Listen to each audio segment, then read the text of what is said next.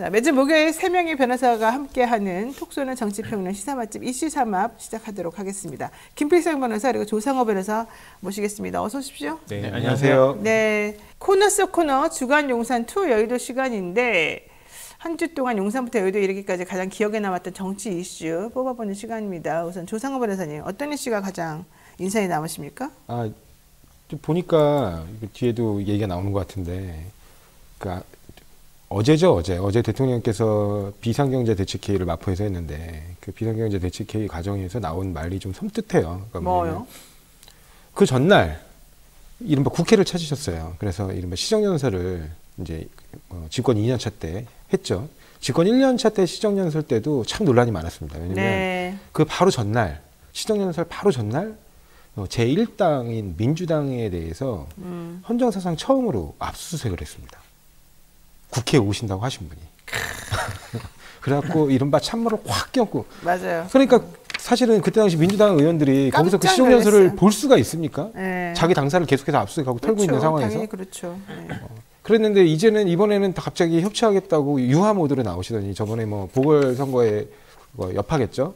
그렇죠. 이번에 오셨는데 네. 오셔가지고는 다 얘기도 듣고 화기애애하게 얘기하면서 상임위원장단들하고 심지어 얘기하는 도중에 술 한잔 하면 여야가 따로 없다더라. 또 이렇게 술 얘기하시면서까지 막 이렇게 편안하게 얘기하셨어요.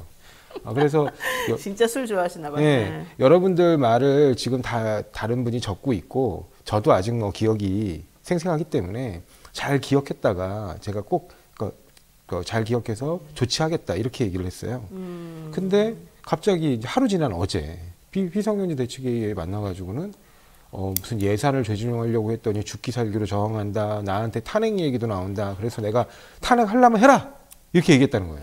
아니, 그러니까 그게 이해가 안 간다는 거예요. 네. 물론 이제 좀 이따가 나올 얘기라서 내가 자세히 얘기 안 하겠지만 서민 예산 올리는데 누가 탄핵이라는 얘기를 합니까? 탄핵 얘기는 그 맥락에서 나온 얘기가 아니잖아요. 그렇죠.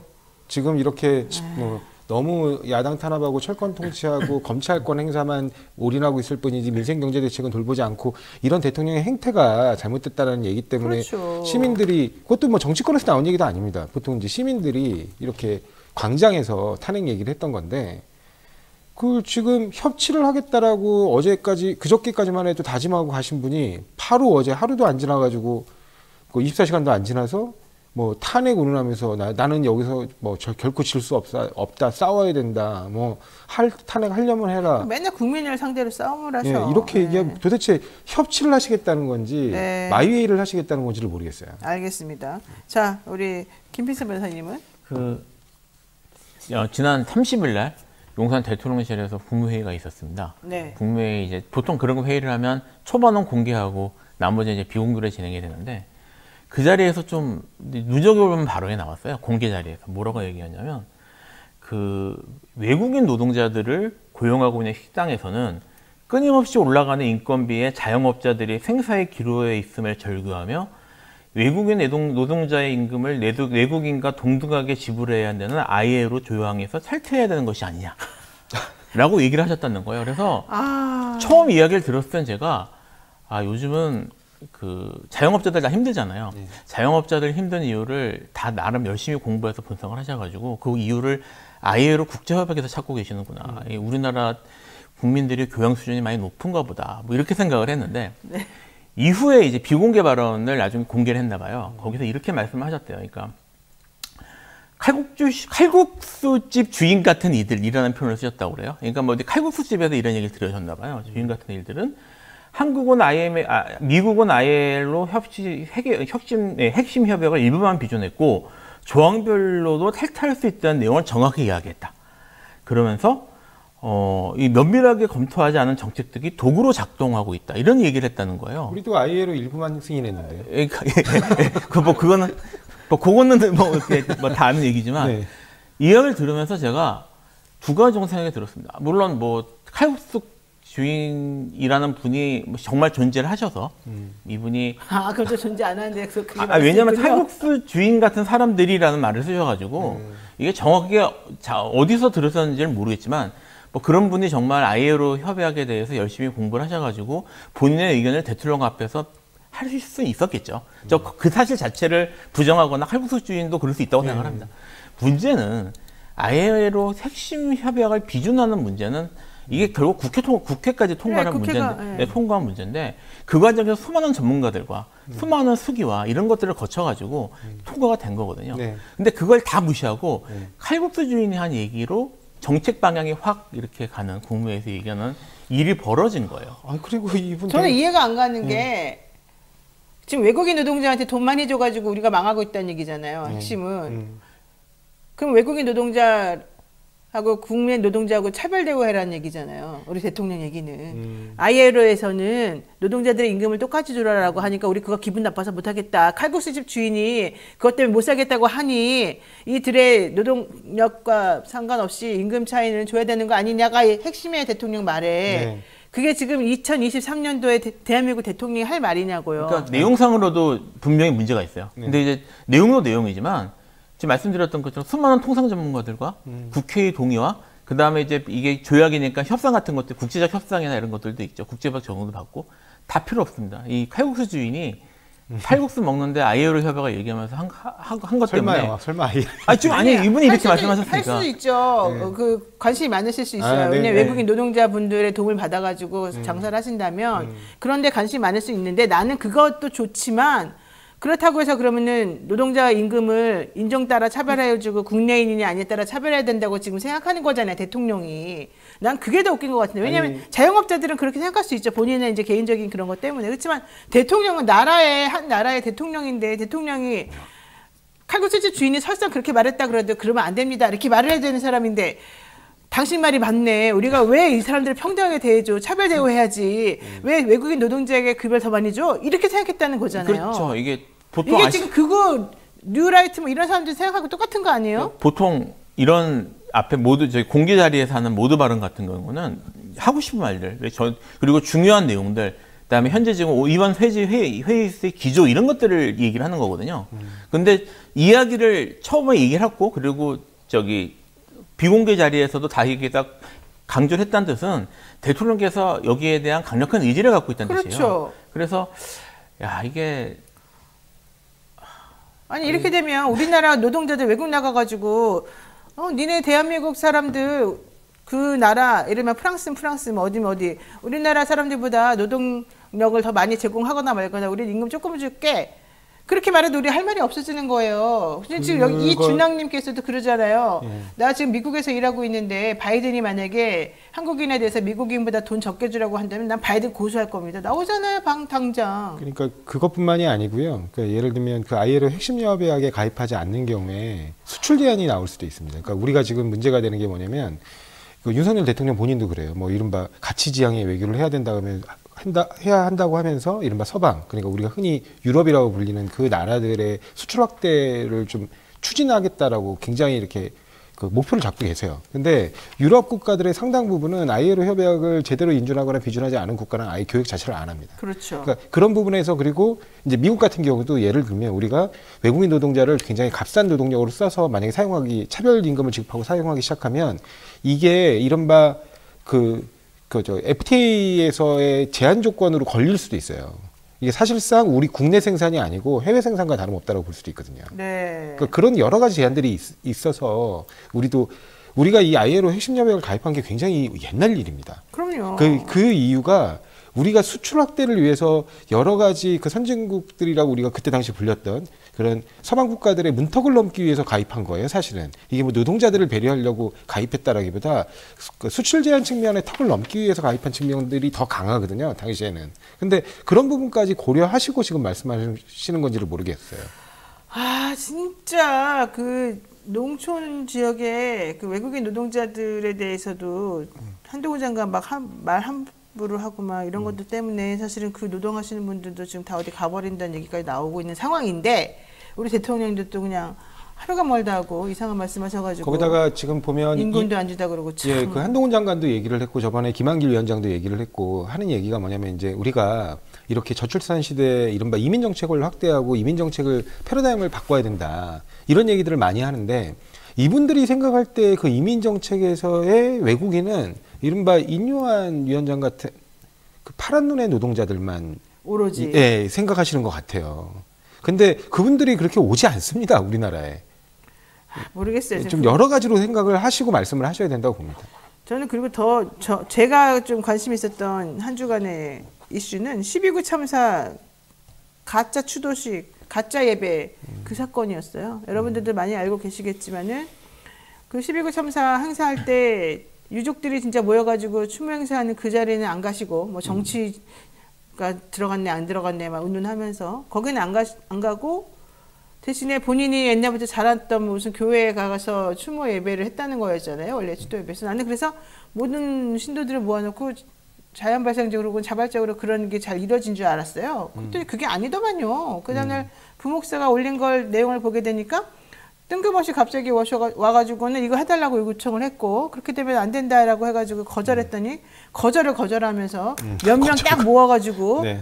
또 그 영상만 또 그렇게 딱 마치 뭔가 정말 이루어진 것처럼 찍었다는 거였잖아요. 네. 저는 정말 깜짝 놀랐어요. 어떻게 우리를 그렇게 제대로 정보를 안 주고 우리를 착각에 빠지게 만들 수가 있는 거죠?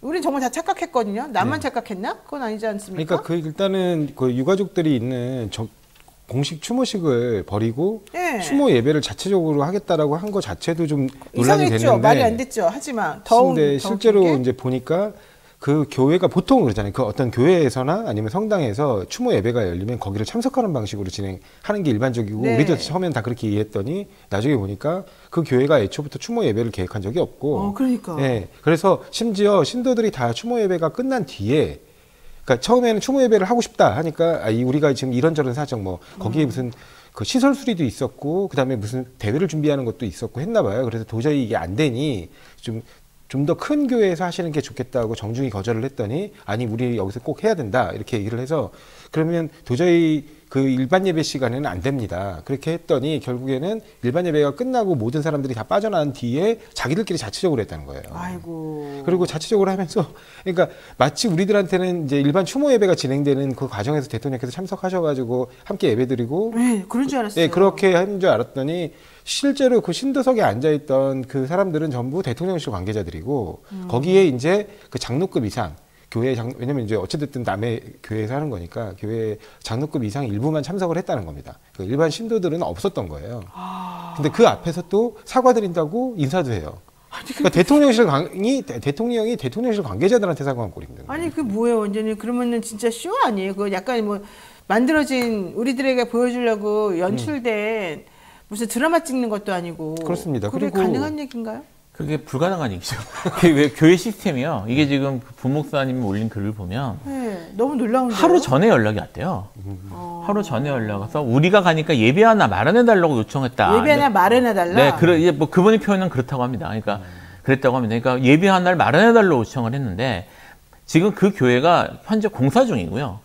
그리고 그 다음 날이 마침 정책당회라는 게 예정돼 있는데 정책당회라는 게 교회 다니시는 분들은 아시겠지만 1년 중에 가장 큰 행사입니다. 그러니까 국회 같으면 뭐 감사하고 예산안을 동시에 통과시킨 날이에요. 그래서 너무 정신이 없어서 내일은 도저히 우리가 어렵다. 우리 교회가 큰 교회도 아닌데 좀 크고 좀 안정적인 데 가셔서 하시는 게 어떠냐 그랬더니 아까 말씀한 거절한다가 나온 거예요. 그래가지고 교회를 예배당을 다음날 다 잡혔는데 일단 비워야 될 거 아닙니까? 네. 이 비우는 게 그냥 그 시간만 빼서 비우는 게 아니고요. 이게 대통령이 움직이시는 거기 때문에 경호를 해야 된다. 그렇죠. 그러니까 엘리베이터니 뭐니 모든 편의 시설을 다 중지시키고 이제 이분들만 그 관계자들만 들어가서 그 장로 한 10명 정도만 들어가셨다는 것 같아요. 들어가고 그러니까 결국 교회 사람들은 그 사람들만 들어간 그렇죠. 거예요. 장로급 이상. 장로급이 고정만 들어가고 나머지는 대통령실 사람들이 와서 채운 다음에 뭐 아시겠지만 사진이 많이 나왔거든요. 사진이나 동영상 같은 것들이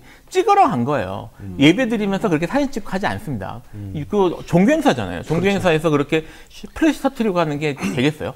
그렇죠. 네, 그거를 해가지고 가서 한 거고, 그거 예배 드리고 하는 동안 교회는 전부 스톱이 돼서 유모차를 끄는 사람, 이런 사람들 전부 엘리베이터 사용 못하고, 교회가 중지됐던 거예요. 세상에. 그러니까 이제 이런 거죠. 그러니까 어쨌든 설사 대통령이 온다고 하더라도 그게 지금 그 교회 입장에서는 어쨌든 신에게 드리는 예배니까 그 예배가 제일 중요한 거 아닙니까? 예배는 참석하는 거. 근데 그게 아니라 그 대통령을 중심으로 예배를 만든 거예요. 네. 사진 찍기 위한, 네. 보여주기 위한 예배를 만든 거니까 성직자 입장에서는 분노할 수밖에 없죠. 그렇죠. 이게 사실 그러니까 슬픔을 표현하는 뭔가 쇼잉은 보여줘야 되는데 그 자기의 치는 소리하고 인상 찌푸리고 하는 그 유족들의 얼굴은 보기 두려웠나 봐요.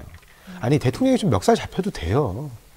그러면 오히려 카타르시스를 느끼면서 뭔가 그 슬픔이 그러니까 그 슬픔이 극대화돼야 슬픔도 약간 해소되거든요. 그런 슬픔과 분노가 극대화되는 그런 과정들과 절차들을 다 무시하고 잊어라. 이제는 일상으로 돌아가라. 그런다고 일상으로 돌아가지지 않습니다. 그러니까 좀 대통령이 실제로 이런 추모식에 직접 오셔가지고 유족들에게 쓴소리도 듣고 비판도 듣고 거기서 최대한 수용 가능한 범위 내에선 수용도 좀 하고 그렇게 하시는 모습들 과정에서 유족들의 상처도 극대화되는과 동시에 치유도 되는 거거든요. 그렇다고 뭐 대통령 멱살 잡는 건 좀 그렇고요. 아니 뭐 저는 그래서 그게 아니 옛날 노무현 대통령께서 하신 말씀이 있어요. 뭐냐면 아니 정치인들 좀 이렇게 욕도 먹고 그러니까 욕도 이렇게 국민들이 욕도 좀 해야 속이라도 좀 시원하지 않냐 답답한 현실에서.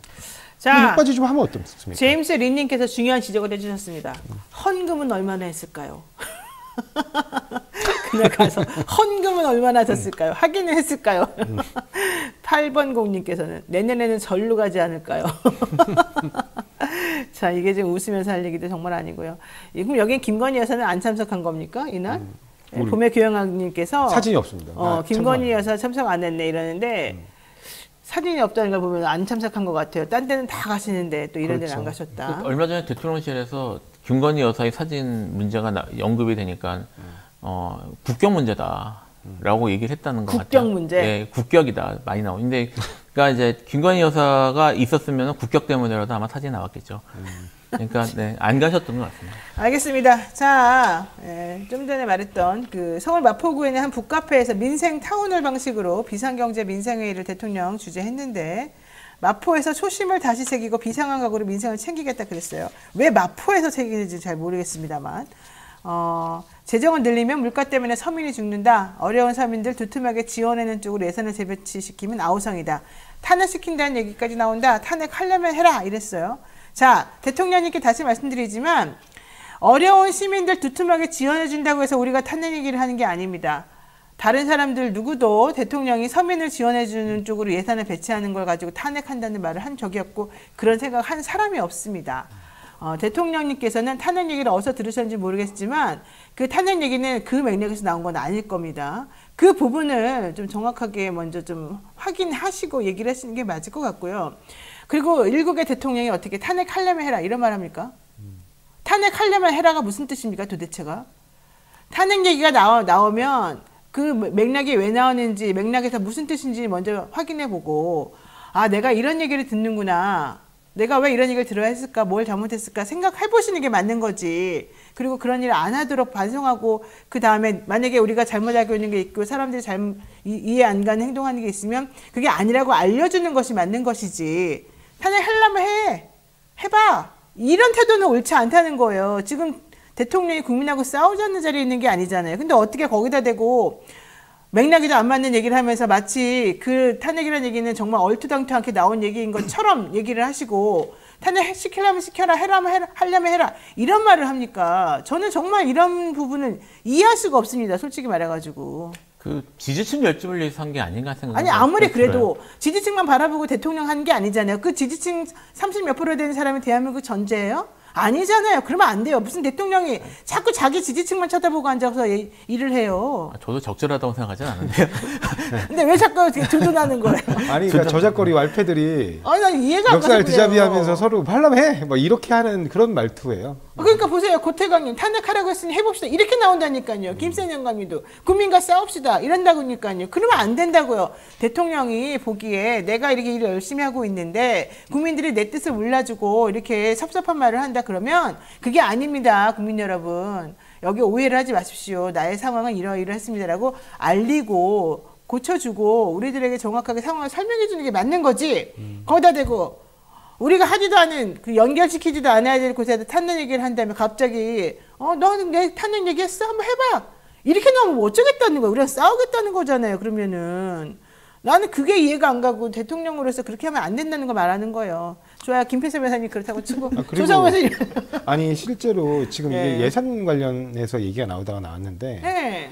진짜 많은 영역에서 특히 뭐 계속 비판이 나오고 있는 R&D 예산을 포함해서 많은 영역에서 예산 삭감이 이루어졌는데 오히려 이른바 불투명 예산이라고 우리가 불리는 권력기관 예산은 늘었어요. 용산 대통령실 예산도 늘었고 네. 그다음에 법무부 특활비도 늘었고요. 그다음에 국정원 예산이 300억 넘게 늘었어요. 다 늘었습니다. 그러니까요. 자기가 쓰고 싶은 싼짓돈은 다 늘렸어요. 그래서 다 합치면 이른바 불투명 예산이라고 우리가 불리는 뭐 특정 업무 추진 경비라든가 특활비 예산을 더하면 이제 그 국정원 예산까지 포함해서 특활비 예산을 다 더하면 네. 2조 원 넘게 늘었습니다. 아, 그래요. 예. 그런데 정작 불급하게 꼭 써야 되는 그 예산들은 다 삭감해 놓은 거예요. 그러니까 여기서 지금 대통령이 이런 표현도 했어요. 뭐냐면 반발하는 사람들은 그러니까 이제 심지어 정부 지원금을 받아오던 사람들은 죽기 살기로 저항한다. 죽기 살기로 누구한테 저항해야 됩니까? 그러면 결국에는 2조 원이나 늘려서 자기들은 뭐 순방 예산 쓰고 마음대로 특활비 쓰고 이런 사람들하고 죽기 살기로 저항하면 안 돼요. 그리고 어떻게 그렇게 불효불급한 부분에서 꼭 받아오던 분들이 못 받았을 때 저항하는 걸 죽기 살기로 저항한다고 표현을 합니까? 그러니까요. 아니 그래 당연한 거 아니에요? 목숨값인데. 네. 그거는 그분들의 목숨이에요. 그러니까 대통령은 본인 생각에 뭐 인력이 돈이 아닐 수도 있겠지만은 그 짜잘짜잘한 돈이 결국은 이분들에게는 목숨줄이고 동아줄인데 그거를 뺏어간다 그러니까 당연히 그러지 말아달라고 요청하는 거 아니에요? 그렇습니다. 그거를 죽기 살기로 저항한다 이런 말을 하면서 폄하를 하거나 우리가 보기엔 이해할 수 없는 중요하지도 않은 불효불급하지 않은 그쪽 분야에다가 영수증 필요 없는 예산은 2조 원 가까이 늘었다는 갖다 퍼주고 이해할 수 없는 낭비를 하면서 우리들의 목숨과 관련된 부분들에 대해서는 막 다 뺏어가고 그러니까 누구라도 당연히 거기에 대해서 한마디 할 수밖에 없는 거잖아요. 근데 그거를 죽기 살기를 덤빈다 이런 말로 이런 취지로 설명을 해버리게 되면 국민들의 안위나 이런 것하고는 또 상관이 없는 대통령인가? 이렇게 생각할 수밖에 없는 거죠. 맞습니다. 받다가 못 받는 쪽은 그야말로 정말 대통령 줬다가 뺏어. 그것도 많이도 안 주면서. 예, 대통령 퇴진 운동을 한다. 이렇게 하니까 대통령 퇴진 운동이 나오는 거예요. 매우 부적절한 말이지만 한두 개 나온 게 아니에요. 보세요. 대통령 반대 측에서는 내년 선거 때 보자. 아주 탄핵시킨다는 이야기까지 막 나온다. 하려면 하십시오. 그렇지만 여기는 써야 한다. 하려면 하십시오. 그렇지 여기는 써야 한다. 써야 되는 바로 여기가 어디냐고요. 민생의 목숨과 관련된 부분이냐고요. 아니지 않습니까? 게다가 본인이 이렇게 말해요. 어떻게 보면 서민들이 오늘과 같은 정치 과잉시대의 희생자일 수 있다. 어쨌든 누구 탓으로 돌리지 않고 이것은 대통령이 제 책임, 또 우리 정부 책임이라는 확고한 인식을 가지고 오늘 잘 경청하겠다라고 했어요. 말은 그렇게 했는데 실질적으로 뭘 경청한 겁니까 도대체? 본인 책임으로 뭘 인정한 겁니까? 내가 보기엔 아무것도 인정한 게 없어요. 거기다가 정말 아까 제가 말씀을 드렸지만 이제 이른바 국정원이 대공 수사에 관한 그 업무들을 점점 이관하는 상황이 되면 예산이 줄어야 되는데 그럼요. 예산을 오히려 늘렸어요. 그러니까 그러면 내년에 또 선거가 있단 말이죠. 그리고 국정원이 갑자기 선거 관련해 가지고 선관위에 무슨 해킹 운운하면서 국정원 차원에서 선거에 좀 개입하려는 듯한 그렇죠. 그런 모습을 보이고도 있어요. 그래서 그런 부분들 때문에 영수증 필요 없는 예산을 늘렸다는 거에 대해서 사실은 굉장히 좀 민감하게 볼 부분이거든요. 그럼요. 그리고 지금 현재 한동훈 장관이 거짓말한다고 자꾸 나와요. 검찰 특활비 관련해가지고 그거는 솔직히 조금만 들여다보면은 누가 거짓말하는지 다 나오는 거거든요. 근데 우리 국민을 너무 우습게 지금 알고 있는 거고 검찰과 법원이 모두 자기네 편이라고 생각해서 그런 행동을 하는 거죠. 거기다가 예전에도 그런 전력이 있어요. 국정원은 모든 예산이 전부 특활비이기 때문에 그런 특활비 영수증 필요 없는 예산으로 뭐 했습니까? 불법 도청 장비 사들이고 막 이랬어요. 핸드폰을 갖다가 실시간 도감청할 수 있는 그 장비들 아무 법적 근거 없이 해가지고 일반 민간인들 사찰에 이용했다라는 부분들이 지적되기도 했거든요. 바다님께서 정확히 말씀하십니다. 용산 이전, 해외 순방 비용 등 대통령과 정부 관련 예산만 늘렸으면서 무슨 서민을 지원한다는 겁니까? 좀 근거를 대십시오. 이렇게 말하고 있어요. 자, 또 국민의힘에서 던져 올린 이슈, 이 이슈가 또 생각해보면 생각해볼수록 정말 짜증나는 이슈가 될 수 있습니다. 물론 그 취지는 충분히 이해합니다만 이걸 이렇게 던져놓고 니네끼리 알아서 싸워라. 이거 매우 좋지 않습니다. 뭐냐? 국민의힘이 경기 김포시를 서울시에 편입한다는 방안을 지금 당론으로 추진한다는 거고요. 선거용 아니냐 이렇게 물어보니까 아니다라고 얘기를 합니다. 근데 문제는 이게 천공이라고 하는 그 이상한 사람하고 계속 연결해서 얘기가 된다는 겁니다. 2년 전 유튜브 강의에서 천공이 서울과 경기도가 하나가 돼야 한다. 이렇게 발언했다는 겁니다. 저는 사실 이 유튜브를 본지를 못했었었는데 한 달 전에 됐다는데요? 한 달 전에 그렇죠. 한 달 전에도 또 똑같은 얘기가 나왔다는 거예요. 아니 무슨 천공이라는 사람이 무슨 말만 하면 그게 대통령 입에서 쭉쭉쭉 나옵니까? 도대체 한두 번도 아니고. 국민의힘에서는 뭐 메가 서울 구상 이라고 하면서 이 김포 편입을 막 자랑스러워 했으나 알고 봤더니 그또 천공이라는 그 이상한 요사스러운 분의 입에서 나오는 그런 말이었다면 우리 정말 속상합니다. 이거 의혹인 건지 우리가 속이 좁아가지고 잘못 연결시킨 건지 아니면 진짜 문제가 있는 건지 물어보고 싶어요. 김필수 변호사한테 물어보고 싶어요. 뭐 제가 이제 내부적인 의사결정 구조는 모릅니다만 일단 천공이 계속 언급되는 자체가 문제가 있는 거예요. 이거는. 상황이 갑자기 언급되는 게 아니잖아요. 이게 거슬러 올라가면 천공 스승에 대한 대선 토론회 때 그 비판에 대해서 공식적인 윤석열 당시 후보께서 반항하셨던 게 사실은 출발점이라고 할 수 있는 거고요. 그때 보였던 이해할 수 없는 모습들 때문에 사실 그 후에 있었고 그 후에 계속 여러 일들이 겹쳐오면서 사람들이 이제 이렇게 생각하는 사람들이 상당히 많습니다. 뭔가 갑자기 이해할 수 없는 얘기가 나오면 천공 얘기한 것이다.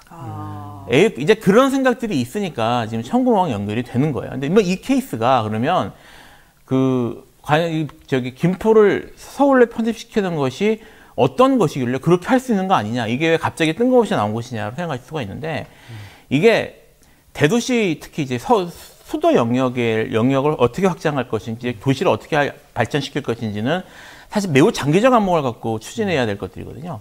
이게 뭐 대표적인 케이스가 이제 도쿄 같은 케이스인데, 도쿄 같은 경우에 우리가 도쿄라는 도시라고 알고 있지만 도쿄도라고 해서 엄청 큰 이렇게 구역이 사실은 정리되어 있고, 그 중에 우리가 과거의 도쿄라고 하는 부분은 도쿄 23구라고 불러요. 자기들끼리 23구의 도가 있고, 그 외에 이제 외곽 도시들을 더 붙여가지고 도시 확장을 도절해가면서 수도권 인구를 조정을 하고요. 이런 식의 조정들은 대입증도 하고 뭐 여러 군데에서 이제 쓰는 방법입니다. 근데 우리나라에서도 서울을 어떻게 할 것인가에 대한 논의들은 그전부터 있었어요. 그전부터 있었는데, 거기에 대해서 저도 이제 관심이 있어가지고 좀 본 적도 있었거든요. 그전에도. 근데 이거를 지금 도쿄 같은 경우에 제가 도쿄 23구하고 도쿄도 설치한 게 1948년인가 그렇습니다. 네. 그러니까 그렇게 오랜 기간 동안 계획을 세워가지고 차근차근 해온 것들이란 말이에요. 서울도 그래서 메가시티 된 거예요. 예, 된 거고요. 63년도에 서울 대학장을 한 겁니다. 예, 그럼 확장을 하고, 뭐 서울에 있는 외곽 도시들을 어떤 식으로 묶을 것인지, 지금 이제 뭐 생존구역을 경기도를 어떻게 이런 논의들이 좀 있으니까요. 그런 논의들 하에서 차근차근 논의가 진행되면 모르겠어요. 네. 근데 갑자기 뜬금없이 김포시 하나를 여기 붙이겠다, 그리고 원하는 데는 다 서울을 편입하겠다라고 하니까 이게 이제까지 했던 논의들과 이런 것들은 다 날아가고, 갑자기 선거 직전에 이런 얘기가 나오고, 원하면 다 손들어봐 이런 식으로 얘기가 나오니까 이게 뭐냐, 정책을 이렇게 하냐 라는 의구심이 드니, 근데 찾아보니까 얼마 전에 천공이 또 그런 얘기를 했고, 그러니까 또 천공 연결이 되는 거죠. 근데 이게 도쿄도 문제는 그때 당시에 도쿄나 서울도 이제 서울대학장을 63년에 하잖아요. 박정희 정권이 딱 들어오자마자 한 거거든요. 그런 것들은 그 당시에 일본이나 우리나 공통점이 있어요. 뭐냐면 어느 한 곳을 집중해서 키우자는 집중 성장론이에요. 그 집중 성장론으로 이른바 서구 열강과 그 경쟁을 하려면 어떤 특정 대도시에 경쟁력이 생겨야 되는데, 경쟁력이 생기기 위해서는 인프라를 다 하나씩 모아보자. 우리는 가진 게 없으니까.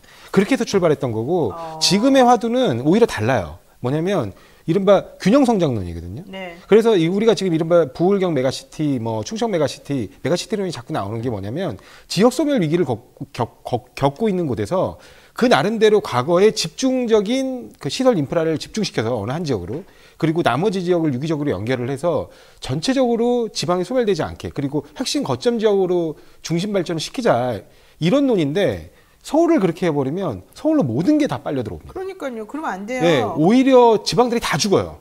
그러니까 지금 이게 어떤 장기적인 안목에서 나온 게 아닌 게, 이런 식으로 논의해 본 적도 없어요, 사실은.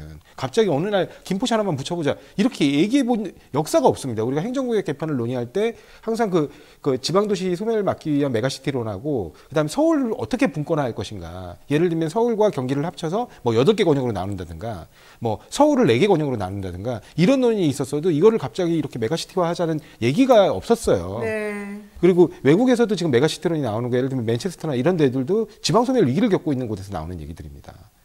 자, 신인식님께서 김포 서울 편입할 생각 말고 서울에 있는 공기업 빨리빨리 지방 이전하고 국토 균형 발전을 이루어야 되는 거 아니겠습니까? 하셨는데 그동안에 우리 정책의 방향이 균형 발전이었고 서울로 너무 몰리는 거를 막아보자, 좀 분산해보자, 지방을 좀 살려보자 이런 얘기였기 때문에 갑자기 김포를 서울에 편입시킨다는 얘기는 그러한 기조하고 완전히 반대되는 얘기라는 걸 예, 그것뿐만 아니라 알 수가 없어요. 현실적인 문제도 있어요. 예를 들면 이준석 대표가 어제 지적한 것처럼 쓰레기 처리장? 아니 쓰레기 처리장이나 이런 오염 시설들이 그 서울의 외곽 쪽으로 배치될 그렇죠. 확률이 높기 네. 때문에 오히려 김포 시민들한테는 더 불리해질 수도 있고 그것뿐만이 아니고 이제 예를 들어서 지금 가장 큰 현안이 교통이에요. 김포가 지금 서울 출퇴근 인구들의 네, 네. 교통 문제인데 지하철 5호선, 9호선 연장이 수건 거죠? 사업입니다. 네. 근데 그 수건 사업이 오히려 더 밀릴 수가 있어요. 왜냐하면 이준석 대표가 지적한 것처럼 우리 그 도시철도계 관련 법령에 따르면 이게 서울시 도시철도로 편입이 돼버리는 순간에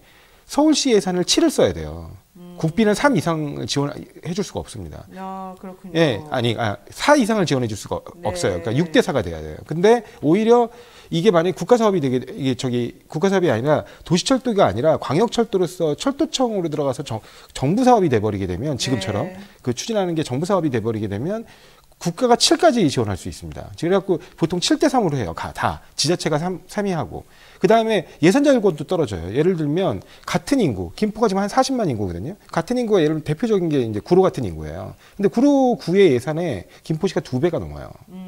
왜냐면 국토 균형 발전 차원에서 여러 가지 교부세들을 줍니다. 네. 근데 그런 세금 혜택들이 다 사라지게 돼요. 자, 지금 김종민 의원이 이렇게 얘기하는데요.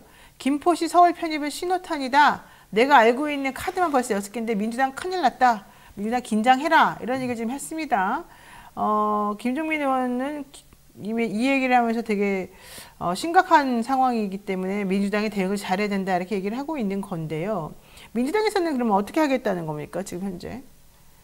이 부분 관련해서는 네. 여러 가지 논의가, 왜냐하면 이 과거에 행정구역 대개편과 관련된 논의들이 그 민주당 정부 있을 때도 논의는 됐었어요. 그 논의를 한번 제대로 그러면 시작해보자. 만약에 이 행정구역 개편이 정말 국가 경쟁력을 높이기 위해서 필요한 사업이라면 이렇게 포퓰리즘적으로 어떤 도시를 그쪽 표 어짜고 갖다 붙이는 애 만에 뭐 원하는 도시가 있으면 다 한번 고려해보겠다는 등 이런 식으로 얘기할 게 아니고 전체적인 행정구역 대개편을 한번 논의해보자는 거예요. 네. 그러니까 지금 이 김종민 의원의 얘기를 사실 무시할 수는 없는 게요. 네. 어찌되었던 선거의 전략으로 던진 거고 그런 것들이 지금 뉴스가 되고 있잖아요. 그렇죠. 그리고 언론들은 여기에 대해서 김포 시민이나 뭐 이런 경기도 시민들이 격렬하게 이제 긍정적으로 반응하고 있다는 식으로 뉴스를 내고 있습니다. 물론 그 근거를 보면 그 국민의힘 당원들 대상으로 한 그렇죠. 조사를 기준으로 했다는 건데 사실 뭐 우리나라 언론들이 그런 식만 해서 공상할지 여부에 대해서 의문이 계속 있었으니까 어쨌든 그런 식으로 띄우기를 하고 있는 거기 때문에 여기에 대해서 민주당이 제대로 대응을 해야 되는 건 맞아요. 선거 전략상. 근데 제가 이제 지금 그 조성호 변호사님 말씀하신 것처럼 민주당 쪽에서는 여기에 대한 논의들이 사실 계속 있었거든요. 있었고 뭐 제가 알고 있기로는 사실은 오히려 반대로 지금 서울 외곽 지역 구들을 별도의 실어 분리하는, 그러니까 서울을 오히려 해체하는 식의 논의들도 많이 있었어요. 그게 오히려 균형 발전에 도움이 된다는 얘기도 있었는데 이런 논의들을 열어놓고 같이 하는 쪽으로 지금 방향을 잡고 가는 것 같습니다. 다만 이런 식의 게 원칙적으로 옳은 방향이긴 한데 선거 전략상, 선거는 지금 단기적으로 대응을 해야 되는 거니까 선거 전략상 어떻게 대응을 할 건지 지금 그 국민의힘에서는 이거 지금 법을 해야 되거든요. 네. 법안 발의하겠다는 말이 지금 나오고 있는데 법안 발의할 경우 어떻게 대응할 건지에 대해서는 선거 전략상 신중하게 대응을 해야 될 것 같아요. 자, 장훈님, 국토 균형 발전은 뭐고 세종시는 뭐가 되는 거냐? 공기업 지방 이전은 어떻게 하겠다는 거냐? 도대체가 모르겠네요. 이러고요. 김팽님도 부동산 투기를 조장해서 선거를 치르려고 하는 겁니까? 이렇게 되면은 어떻게 된다는 겁니까? 설명회를 가지고 선거와 무관하게 정확하게 좀 토론을 해서 제대로 된 얘기를 해야 되는 거 아니겠습니까? 이런 얘기 하셨고, 진실아님께서도 전문가들이 연구해서 해야 되는데 눈치로 국민 속이고 표 받고 나면 또 나몰라라 이렇게 할 것 같아서 절대 걱정입니다. 이런 얘기 좀 하셨습니다. 하쿠나 마타타님, 대통령은 균형 발전 이런 거 잘 모르나 봐요. 이런 얘기도 하셨는데 그 말이 맞는 것 같아요. 자, 그럼에도 불구하고 이 김포시나 이런 쪽을 서울에 편입한다는 얘기는 그 동네에 살고 계시는 분들이나 분당이나 일산이나 이런 쪽에 그 경계 서울과 이 경기도의 경계에 살고 계시는 분들 입장에서는 사실은 상당히 유혹적인 그러한 아젠다가 될 수밖에 없습니다. 이제 이러면서 또다시 분란이 야기되고 실질적으로 그동안 추진해왔던 여러 가지 정책들이 다 엉망진창이 돼버리는 꼴이 되어서 이걸 여당이 던져놓는 게 과연 맞는 것인가? 저는 이 부분에 대해서 좀 반성을 좀 해야 될 거라고 생각합니다. 자, 저희 뉴스토마토가요, 정기구독 캠페인을 시작합니다. 뉴스토마토 노래 창간 8주년을 맞이해서 제2창간을 선언하고 지난 2월 타블로이드 판형 변경, 데스크 실명제, 영상뉴스 강화 등 새로운 시도를 선보이고 있습니다. 최근에는 더 많은 독자를 만나기 위한 준비를 마쳤는데요. 이번 기회에 뉴스토마토를 구독하신 분들께는 통통물 30% 할인, 토마토 계열사 컨텐츠 70% 할인 등 다양한 혜택을 주고 있습니다. 자세한 것은 지금 여러분 유튜브 화면에 보면 상단에 고정 메시지가 올라가 있는데요. 여기 이걸 좀 참조하시면 될 것 같고요. 지금 화면 보시는 것처럼 저 QR코드를 찍어가지고 스캔해서 하시거나 아니면 ALS 전화번호 여기 지금 올라가 있는데 02-2128-3874 이 번호로 연락하셔가지고 구독해 주시면 되겠습니다. 뉴스토마토 정기구독 안내에 관련해서 지금 유튜브에 올라와 있는 거는요. 구독 신청 바로 가기 ALS 정보를 올렸습니다. 02-2128-3874 적어져 있기도 하고 그 다음에 이게 https 하고 이거 grr.kr.ltuf 이렇게 돼 있는데 요거 그냥 누르기만 하시면 되니까 유튜브에서 한번 손으로 콕 한번 찔러주시기 바라겠습니다. 자, 어쨌든 뉴스토마토가 잘 돼야 뉴스인사이더도 살아남는 거니까 여러분들 새로운 지금 지향을 하고 있는 또 새로운 도약을 위해서 열심히 노력하고 있는 뉴스토마토 많이 응원해 주시기 바라고요. 아시다시피 우리 천공 관련해서 부승찬 전 대변인, 국방부 대변인 또 소식 김종대 전 의원 관련 이야기 취재하다가 저희 뉴스토마토 기자들이 지금 무더기로 다 고소고발이 되어 있고요. 기소가 지금 되어 있는 상태이고요. 저희 또 이 관련해가지고 출입을 못하고 있습니다. 여러분 아시다시피 이 대통령실 출입을 못합니다. 기자들이 기사를 써야 되고 그러려면은 거기 들어가가지고 자리를 받고 자료를 보면서 취재를 해야 되는데 안 보내줍니다. 이게 있을 수 있는 일인지 모르겠어요. 자, 여러 가지로 지금 상황이 안 좋다는 거 여러분들께 말씀드려 보겠습니다. 자, 그 얘기 이제 또 다른 얘기도 한번 해보죠. 조상호 변호사님, 네. 국민의힘 혁신위 얘기를 한번 해보겠습니다. 인요한 혁신위 지금 말이 많습니다. 인요한 혁신위 자체가 문제다라는 얘기서부터 그래도 새로운 시도를 하려고 하는 거니까 좀 잘 봐주자 뭐 이런 얘기가 나오는데 오늘 국민의힘 최고위에서 이 지도부가 이 인요한 혁신위의 상징처럼 되어 있는 사면론 이걸 받아들일지 말지 이게 지금 사실 기추가 지금 주목되고 있지 않습니까? 당사자들은 무슨 햇소리들이냐 이러고 얘기하고 있는데 네. 어떻게 될 것 같아요? 글쎄요, 뭐 이게 뭐 어떤 감동이나 감흥이 있나요? 왜냐면 당사자들 본인들이 특별히 원치 않고 오히려 반발하고 있는 상황인데 그거를 마치 시혜적 조치 내리듯이 한다고 이게 뭐 감동이 있을지 잘 모르겠어요. 예를 들면 실제로 이거는 그러니까 어딩만 사면이지만 옛날에 김경수 경남도지사 사면할 네. 때도 이른바 끼어 팔기로 이명박 대통령을 사면하기 위해서 끼어 팔기로 사면한 거 아니냐. 네. 그래서 오히려 복권을 안 시켜주고 사면만 했어요. 그러니까 이제 출소만 그 몇 개월 뭐 얼마 되지도 않는 뭐 두세 달밖에 안 되는 그 몇 개월 일찍 내주는 형식을 취하면서 이명박 대통령 10몇 년 15년인가 지금 나오신 분은 풀어줬죠. 네. 그러니까 그렇게 할 때 당사자 본인이 원치 않는데 사면한다고 그때 아무도 감동하지 않았지 않습니까? 그러니까 그런 부분들이 있을 것 같고요. 그 다음에 이분이 지금 이른바 영남 스타의 뭐 수도권 험지 출마론을 얘기하셨는데 정작 그 영남의 다선 중진들은 만약에 그러면 무소속으로 출마해서 피바다를 만들겠다. 네, 뭐 이렇게 그 표현하고 얘기하고 있어요. 있죠. 네. 그러니까 왜냐면 영남 스타라는 건 본인이 스타라는 표현을 쓰지만 영남 의원들 중에 스타가 없어요. 기득권 현실에 안주했던 분들이라 네. 그 전국적 지명도를 가진 분이 별로 거의 없습니다. 심지어 지금 그 국민의힘 원내대표가 누군지도 잘 몰라요. 아, 그래요? 예. 우리 알잖아. 아주 이렇게 정치에 고관여층으로 관여하신 분들을 제외하고는 네. 이른바 당 오역이라 불리는 정책위 의장이 누군지 뭐 다 모릅니다. 다 영남 분들 임명한 거잖아요. 이번에 사무총장 새로 임명하신 분 누굽니까? 잘 몰라요. 우리나 뭐 이만희 총장을 아는 거지 잘 모릅니다. 그러니까 이런 분들이 수도권에 온다고 파괴력이 있을까요? 그럼 결국에는 다 죽으러 가라는 거예요. 왜 죽으러 가라 그러겠습니까? 그 좋은 지역구 비워라거든요.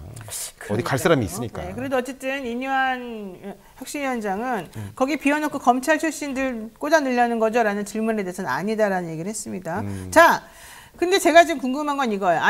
인 위원장이 이완권으로 이제 대사면 얘기는 많이 했는데 이완권으로 또 내놓은 게 국회의원 불체포특권 면책특권 제한하고 국회의원 정수를 줄이는 방안 얘기를 했는데 이게 인요한 혁신위원장이 할 수 있는 범위의 내 얘기예요? 이거 아니지 않아요? 헌법 개정을 해야 되는데. 그러니까 자기가 왜 나서가지고 이런 얘기를 하죠? 국회의원 정수 줄이는 거를 자기네 당의 혁신위원회에서 할 수가 없어요. 본인이 왜 이런 걸 나서가지고 막 하는 거지? 정말 저는 이 뭐도 불체포특권, 아니고? 면책특권 뭐 없애자, 국회의원 줄이자, 정수. 제한하자. 네, 이건 좀 이상한데요? 이 얘기 나올 때마다 정말 짜증이 나는 게 사실은 국회의원들이 굉장하게 무슨 일을 할 수 있을 것 같지만 국회는 300명 합의체이기 때문에 별로 할 수 있는 일이 없어요. 이른바 면책특권이 뭡니까? 그냥 국회의원 2% 준 거거든요. 네. 그래서 그 행정부가 갖고 있는 그 막강한 권한을 행사하는 과정에서 뭔가 의혹이 있는데 그 의혹을 밝힐 수 있는 조사 권한도 없어요. 감사원도 없지 않습니까? 원래 감사원이 국회로 들어왔어야 되는데 제대로 된 감사 조사를 할 수 있는 기구나 권한도 없어요. 그러니까 일단은 입이라도 좀 풀어줘야 네. 여론의 힘을 받아서 그 여론의 힘으로 뭔가 부정부패한 일들을 감시 비판하도록 하자는 취지가 바로 면책특권이고 이런 그다음에 불체포특권은 뭡니까? 행정부가 마음대로 국회의원 잡아가지 못하게 하는 거잖아요. 네. 그것도 마찬가지예요. 이렇게 뭔가 그 의혹을 제기하고 정부를 비판하는 그 국회의원들을 함부로 잡아가지 못하게 함으로써 정부에 대한 비판과 견제를 하도록 하기 위한 건데 대통령 중심제 국가 중에 이게 없는 나라가 없습니다. 심지어 의원 내각제를 하고 있는 나라도 없는 나라가 없어요. 민주적인 정부에서는 당연히 요구되는 거고 이게 뭐 대단한 권리가 그게 아닙니다. 중요한 게 아니라 네. 제가 하고 싶은 말은 왜 혁신위원장이 그런 말을 하냐는 거예요. 자기가 무슨 권한이 있어서. 이게 대표적인 정치 혐오층에 어필하는 대표적 포퓰리즘인 그런 그러니까 주제들이거든요. 그거 자기네 당을 혁신하는데 신경 써야지 왜 자꾸 국민한테 어필을 하냐고요. 그러니까 지금 이뇨한 위원장이 뭔가 착각하고 있는 거 아니에요? 본인이 착각하고 있는 건지 아니면 전략적으로 하는 건지 잘 모르겠습니다. 아, 당이 시키는 걸 수도 있다. 아니 뭐 그건 모르죠. 그건 모르는 네, 것이지만 네. 어쨌든 이뇨한 위원장 입에서 이런 포퓰리즘적 정치 포퓰리즘적 발언이 나왔다는 거. 뭐 국회의원 정수 줄이는 사실은 정수를 줄이면 안 되거든요. 네, 늘려야죠. 정수는 오히려 늘려야 되는 건데 뭐 국회의원들이 하는 게 뭐 있냐 돈 아깝다라는 그런 일차적 논리에서 사실 나오는 말이고 불체포특권 면책특권도 사실 이거는 민주당이건 국민의힘이든 다 책임이 있어요. 여기에 대해서 마치 이거를 무슨 특권인 것처럼 논의를 하면서 정책 이슈로 삼아온 게 사실 잘못이긴 한데 어쩌면 이런 것들을 이뇨한 위원장이 얘기했다는 것 자체가 얘기했던 것 자체가 지금 현재 이 개혁이 혁신이 성격이나 산으로 가고 있어요, 지금. 방향이나 아니면 목적 같은 것들을 의심할 수밖에 없는 상황으로 맞습니다. 만드는 지금 거죠. 당을 혁신하세요. 자꾸 딴 거에 눈 돌리지 마시고 하나라도 제대로 하시고 하셔야 되죠. 자, 민주당에서 조정식 사무총장 단장으로 하는 총선기획단 어제 출범시켰습니다. 그랬더니 비명계 쪽에서 조정식 사무총장 나가라니까 왜 이런 걸 하고 있어? 이렇게 지금 화가 나 있어요. 공천 때문에 민감한 것 같기도 하거든요. 자, 이거 어떻게 할 겁니까, 민주당? 민주당이 어떻게 할 건지 제가 알 수는 없지만 제가 근데 이제 민주당 외부 사람으로서 제가 보기에는 사무총장이 지금 뭐 잘못했나요? 왜 이 사무총장을 내보내라는 얘기가 나오는지 예를 들어 뭐 지금 최근에 집행부 다 나갔는데 다 몸 다 내려놨는데 왜 그 자리에 앉아 있냐? 너 앉아가지고 민주당 내부인사로서 그러는 거냐? 이러는 거죠 지금 얘기가. 민주당 내부인사로서 제가 말씀드리면 이른바 친명 외곽 조직이라고 그 현역 의원들이 굉장히 경계하고 비판하고 있는 더민주 전국혁신회의라는 조직이 있어요. 근데 더민주 전국혁신회의에서도 혁신을 가로막고 있다면서 조정식 사무총장 나가라 그런 조직이 있어요. 그래요? 그러니까 이분이 그 현역 의원들에게 페널티를 준다? 그건 본인들만의 뇌피셜인 것 같아요. 그러니까 오히려 양측이 서로 간의 요구를 들어주지 않는다고 지금 대립하고 있는 상황이에요. 그러면 나름 그 균형점을 잡고 있다는 뜻인 것 같습니다. 제가 볼 때는. 그래요? 네. 그럼 조정식 사무총장은 나갈 생각은 없나 보죠? 나가야 될 이유도 없고 그런 것 같아요. 자, 윤 대통령 시정연설에서 이재명 대표 이름부터 호명하고 뭐 손도 내밀고 부탁드린다고 하고 국회에도 5번이나 협조 요청한다는 말도 했어요. 완전 달라졌거든요. 대통령 이렇게 달라진 모습 왜 그럴까요? 쇼일까요? 아니면 진짜 정말 달라졌을까요? 정말 달라졌을 리는 없고요. 왜냐하면 내용을 들어보면 달라진 내용이 아니에요. 그러니까 그게 본인이 지금 얘기했던 예산 삭감 뭐 이런 정책 기조 이런 것들 그대로 가겠다는 것이고 여기에 대해서 대화를 하겠다거나 아니면 물러서겠다는 의미는 전혀 없거든요. 그리고 오히려 그러면서 그 본인이 지금 추진하고 있는 지금 사실 복지 예산 크게 깎고 R&D 예산 깎고 아까 말씀하셨던 오히려 불투명한 예산을 늘리고 이런 것들에 대해서 여기에 대해서 뭐 약자 보호, 국가 본질 기능 강화, 미래 성장 동력 확보를 위해서 한 것이다. 그 다음에 이거를 국민의 혈세를 적재적소로 쓰는 건전 재정이다. 이런 식의 표현을 썼어요. 이거는 타협하지 않겠다는 뜻이거든요. 그렇죠. 그래서 지금 했던 뭐 그런 표현들이나 이런 것들은 정치적 수사라고 보는 게 맞을 것 같고요. 정치적 수사다. 수사다. 그리고 입장에 대해서 나는 양보할 생각이 없다라고 그렇게 이해하는 게 맞을 것 같아요. 자, 김용민 의원 얘기도 한번 하겠습니다. 김용민 의원 세게 나갔습니다. 대통령이 악수를 청하니까 이제 그만 주셔야죠. 이렇게 말했다는 거예요.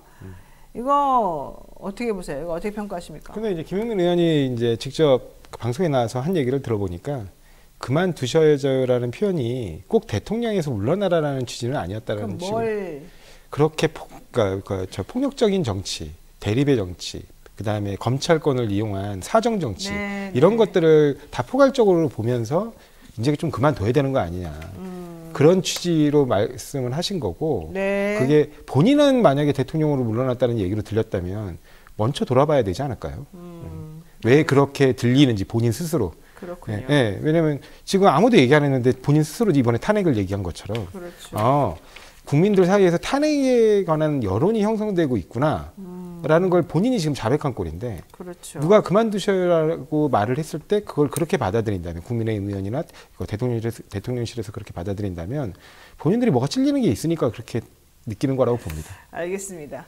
자, 최근 윤 대통령이 국민의힘들 옳다 이러면서 정말 국민들이 듣고 싶어하는 말들을 좀 잘 하고 계시는데 초심 투어를 하고 계신다는 거요. 자, 초심 찾기를 바라는 대통령 한마디 한번 우리가 하면서 오늘 시간 마무리 한번 해보겠습니다. 대통령에게 한마디 하죠. 초심을 원하시는. 초심 찾으시면 안 됩니다.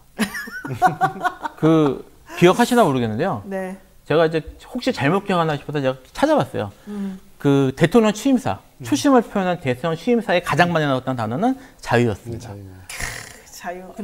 근데 지금 민생 얘기하시잖아요. 네. 민생이라는 단어는 한 번도 안 나왔습니다. 제가 이거 혹시 제가 실수할까봐 대통령실에 올라와 있는 공식 취임사 내용을 제가 찾기로 해가지고 몇 번을 찾았어요. 민생은 얘기하신 적이 없고요. 자유만 얘기 많이 하셨던 걸로 보도된 거 기억하실 겁니다. 이분은 취임사에서 이념 얘기하신 분이에요. 초심으로 돌아간다는 얘기는 이분이 해야 되는 건 초심으로 돌아가는 게 아니라 이제까지 잘못 온 거를 바로 잡는 걸 하셔야 됩니다. 이거를 초심으로 얘기하고 있다는 것 자체가 지금 문제를 파악을 잘못하고 있는 게 아닌가라는 생각이 들어요. 그리고 그번에 취임사에 나온 시민은, 그러니까 자유는 시민의 자유가 아니라 본인의 자유잖아요. 네, 그리고 정말 그 자유를 누가 가장 억압하는가. 그 부분에 대해서 다시 한번 본인이 지금까지 국정 1년 반 동안 어떻게 해왔는지를 좀 되돌아보셨으면 좋겠어요. 네. 알겠습니다. 대통령님께 우리들의 얘기가 잘 전달되었기를 바라면서 지금까지 김필성 변호사 그리고 조상호 변호사와 함께했습니다. 두 분 오늘 말씀 고맙습니다. 네.